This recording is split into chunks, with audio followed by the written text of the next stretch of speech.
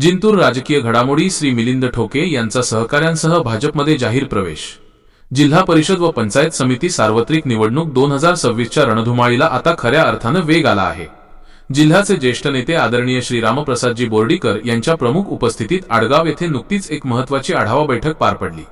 या बैठकीत आडगाव येथील सामाजिक कार्यकर्ते श्री मिलिंद ठोके यांनी आपल्या असंख्य सहकाऱ्यांसह भारतीय जनता पक्षात जाहीर प्रवेश केला।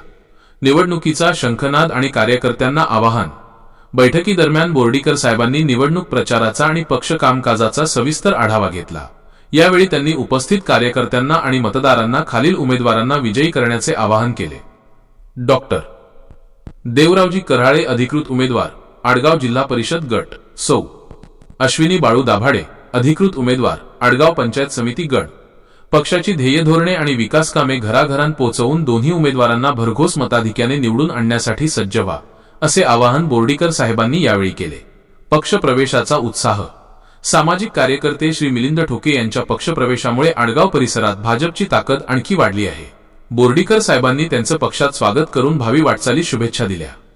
उपस्थिती। या सोहळ्याला आडगाव येथील सन्माननीय ग्रामस्थ, भाजपचे पदाधिकारी, शक्ती केंद्र प्रमुख, बूथ प्रमुख, कार्यकर्ते आणि रामप्रसादजी बोर्डीकर मित्र परिवारातील सदस्य मोठ्या संख्येने उपस्थित होते।